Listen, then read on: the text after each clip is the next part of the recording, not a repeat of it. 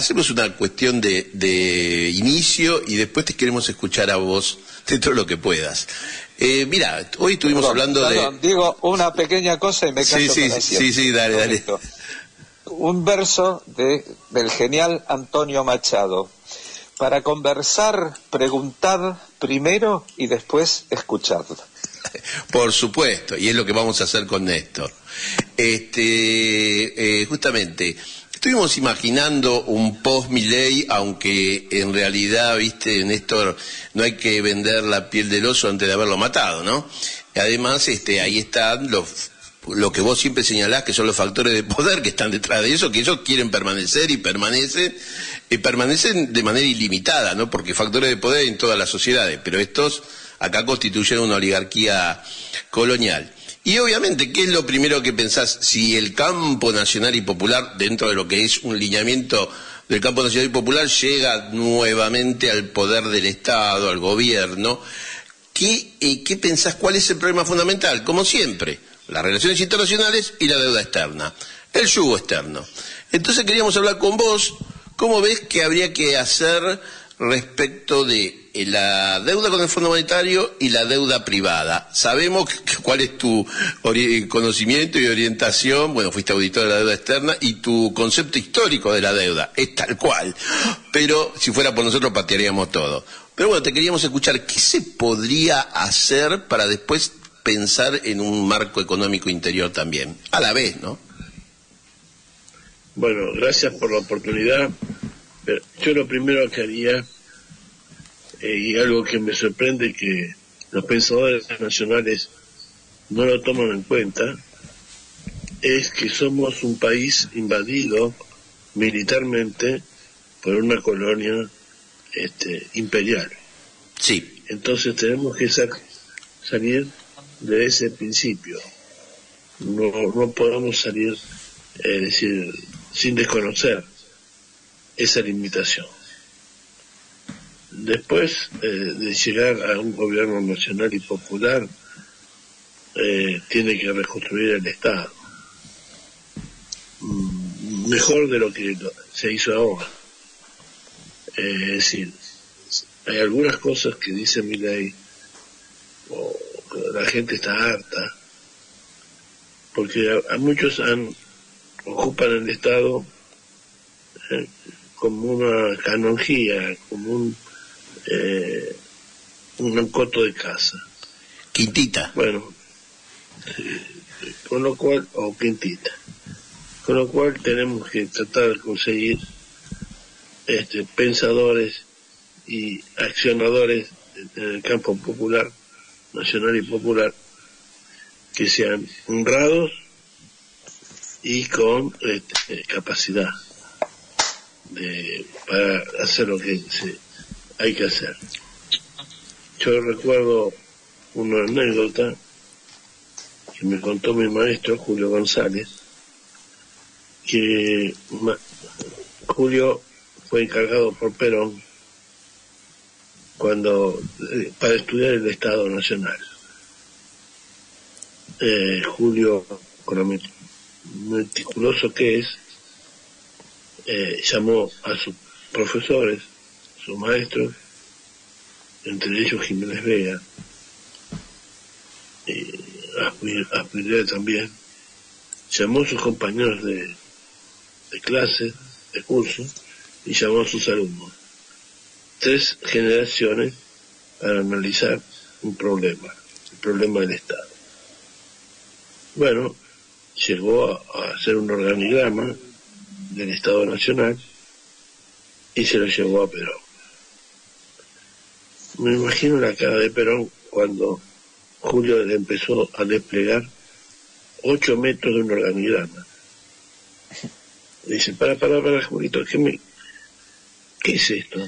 Es el Estado General. ¿Cuántos puestos necesitamos? 5.000 honrados y valientes. 5.000 no los tenemos, Julio. Cagamos la fruta. Así le dijo, pero yo creo que hoy, para hacer un programa nacional requiere de todas las mentes que puedan aportar y hacer como Perón. Perón asumió el cargo, pero antes, previo a eso, formó el Consejo Nacional de Posguerra, donde juntó a las mejores mentes militares con los civiles y con la fuerza del espíritu. Por eso es que el peronismo, en los primeros 30 días de funciones, sancionó más de 32 leyes que eran de profundidad, porque las habían leído antes, las habían estudiado antes, y habían estudiado antes el maleficio. Eso es lo fundamental. Yo creo que tenemos que hacer un gran esfuerzo de sumar a todos aquellos que puedan darnos una mano honradamente. No es lo mismo hacer una unión hasta que duela, porque una unión hasta que duela significa que el otro me da asco o tengo diferencias abismales, sino encontrar las coincidencias básicas para estudiar los problemas del país. En cuanto a lo que vos señalabas de la deuda externa, hay que trazar una estrategia. Y una estrategia que lleve más de 10 o 15 años. Ir viendo cuáles son los aliados potenciales que podemos tener y cuáles no. Si planteamos que no vamos a pagar, hoy con la legislación que ha suscrito este gobierno y los anteriores, corremos el riesgo de que se haga una fragmentación del país. Hay las cláusulas de la venta de los bonos, habla de que son los bienes económicos del Estado son embargables, y entonces yo me digo, si voy así con las manos vacías a negarme a negociar con el Fondo Monetario Internacional, por ahí en 48 horas me mandan una división de marines y me toma la provincia de Neuquén y la segrega.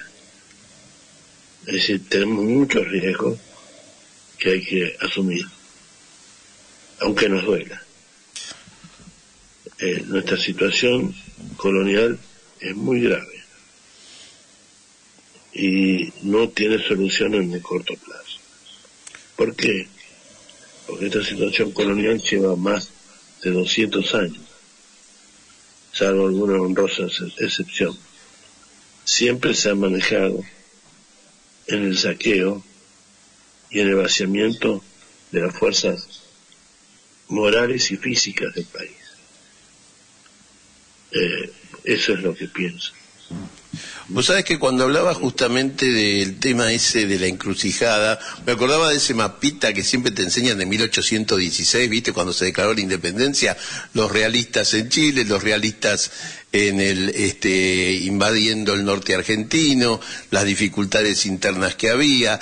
Es decir, la lucha por la independencia radica en eso, lamentablemente. O sea, ¿por qué digo lamentablemente? Porque nadie quiere confrontaciones que generen daño, pero el conflicto también es inevitable. Así como el acuerdo es una forma de ir adelante, el conflicto también es inevitable. Es inevitable. Y vos hablaste de independencia, y vos fíjate que la independencia declarada en Tucumán tiene un antecedente, la Declaración de Oriente, que tiene también la de la Unión de los Pueblos Libres de Artigas, que es un antecedente de esa libertad. Además, la sociedad argentina se tiene que responder a dos preguntas. ¿para qué y por qué quiere ser libre? Si no responde esa pregunta, va a ser un esfuerzo inútil. Tenemos que tomar las mentes colonizadas y llevarlas de la mano para que vuelvan a tener conciencia nacional. Y en esa conciencia nacional poder responder el por qué y el para qué. Entonces, si respondemos por qué y para qué, podemos asumir los sacrificios que hay que realizar. El problema de la deuda no es un problema argentino, es un problema mundial. Entonces, hay más de 191 países en el mundo que tienen problemas con la deuda. Es decir, hay más de un centenar de países que están en condiciones de enfrentar al poder financiero mundial. Nosotros solos no salimos, pero sí en una fuerza que incluyó a los BRICS, para que entre todos encontremos una solución justa y empecemos a liberarnos mundialmente de esta esclavitud por lo financiero. Si quería saber si Florencio... perdón, después si Florencio quiere decir algo cuando termine Néstor, decilo, ¿Florencio? ¿Está? Por ahí salió. Te seguimos escuchando, Néstor, y perdón por la interrupción. Tenía el micrófono. Ahí está. ¿Querías decir algo, Florencio? ¿Preguntarle algo a Néstor? Sí, sobre lo que comentaba Néstor, sobre que puedan mandar marines e invadir Neuquén y que Neuquén pase a ser un estado independiente. Esa hipótesis que dijo, bueno, lo hicieron con Panamá. Panamá era parte de Colombia. Y para poder llevar adelante la obra del canal, hicieron eso. Hicieron que los militares colombianos asentados en la provincia de Panamá se dieran un golpe, un autogolpe, y se declararan una nación soberana. No, nada más que eso, era una aclaración de la historia, nada más, ¿no? Te seguimos como escuchando. Hay antecedentes, ¿no? Néstor. Y tenemos otros antecedentes como Belice, separado de Guatemala, también por una deuda. Y la desaparición de un Estado, a causa de su enorme deuda, en 1963, Terranova. Terranova era la segunda democracia más antigua del mundo, y por las deudas que no pudo hacer frente, pasó a ser una provincia de Canadá, y manejado obviamente por Gran Bretaña. Sí, siempre ellos. ¿Y vos qué descartarías en las propuestas para solucionar la deuda? ¿Viste? Porque en la época de Alberto hubo mucho, no, pero bueno, hay que hablar, y bueno, hay que negociar, y bueno, y después terminaron lo que los abogados conocemos como un reconocimiento de deuda, ¿no? Que fue un desastre. Por eso los macristas después decían, no, la deuda que tomó Alberto, no sean sinvergüenza, la deuda la tomaron ustedes, y hubo un reconocimiento de deuda. Ahora, ¿qué descartarías, Néstor? ¿Qué te parece que no? Yo lo primero que haría para conocimiento de la sociedad es una auditoría ciudadana para que el pueblo pueda saber a quién le debe, cuánto le debe y cómo le debe. No podemos pelear sin que el pueblo esté esclarecido en ese tema. Ahora, a todos los dialoguistas lo mandaría al rincón como burro. A veces los dialoguistas cobran por eso, ¿no? También suelen cobrar. Algo que tener claro que cada vez que se refinancia una deuda se pagan comisiones. y se le pagan a los que refinancian la deuda. Y curiosamente es el 8%.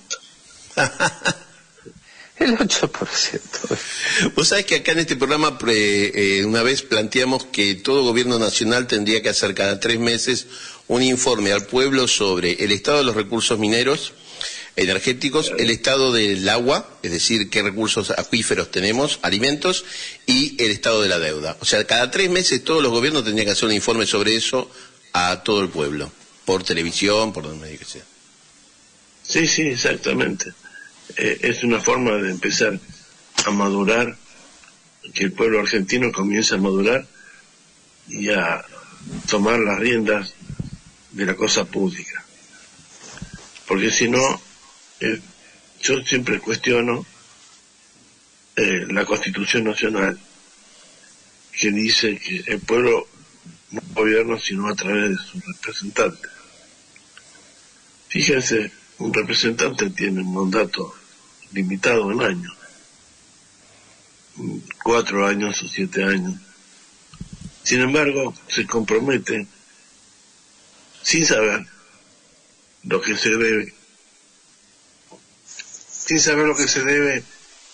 a quién le debe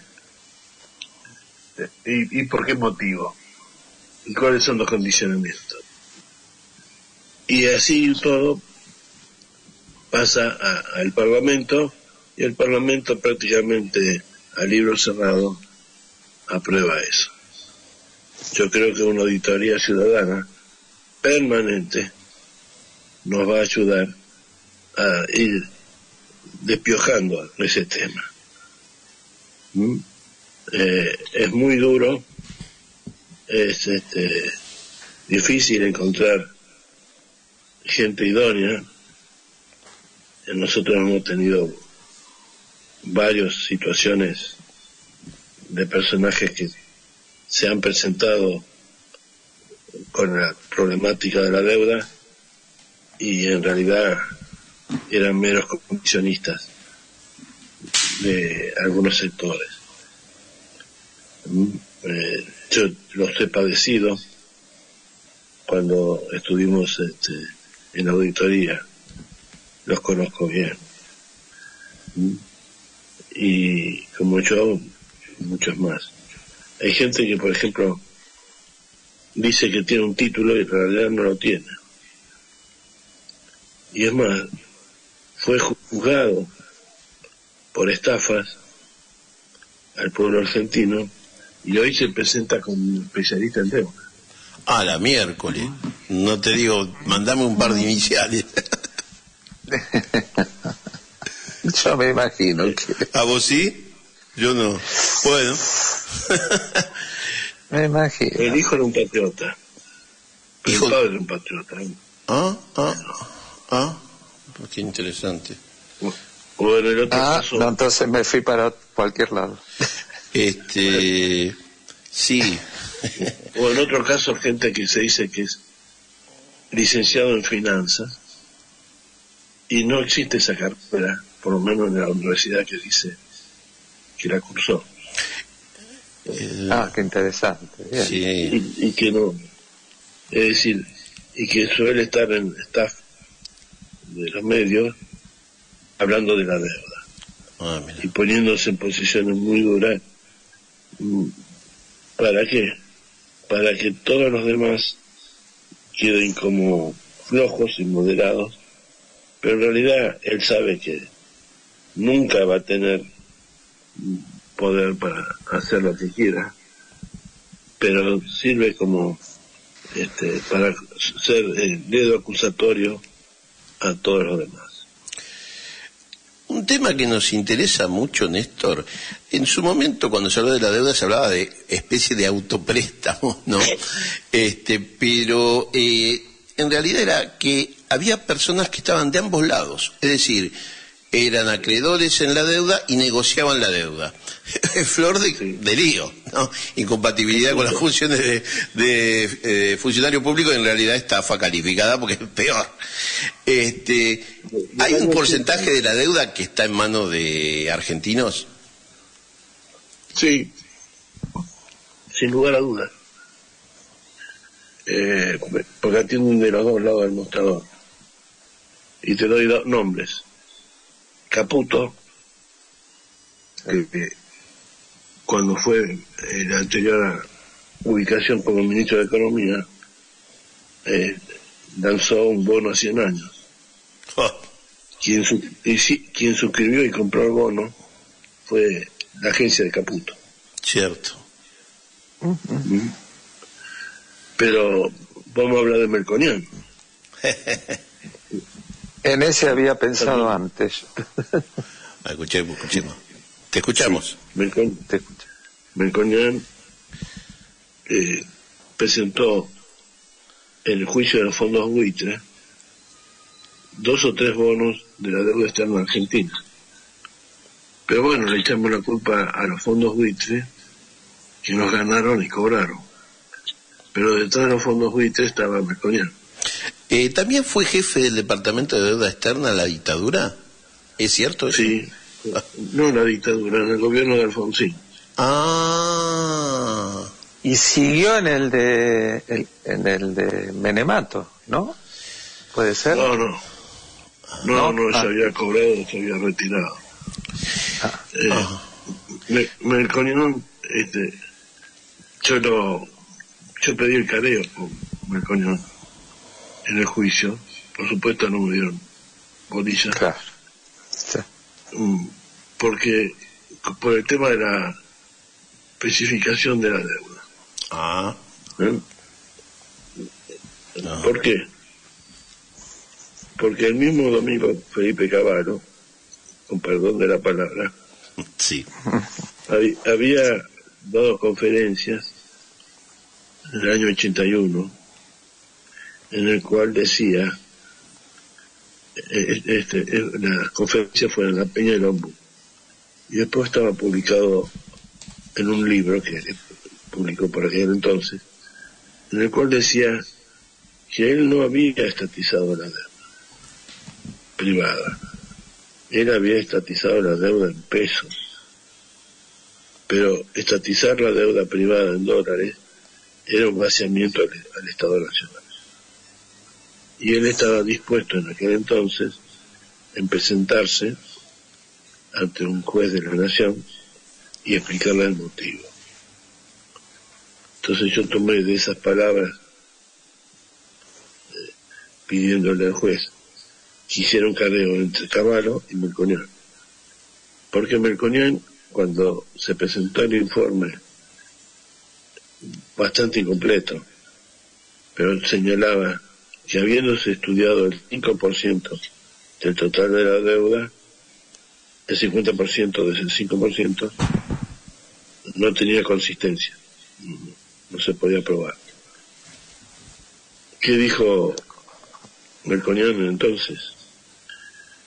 Que disentía con la auditoría que se había hecho, y si se habían entregado beneficios a unas empresas, había que entregárselo a todas.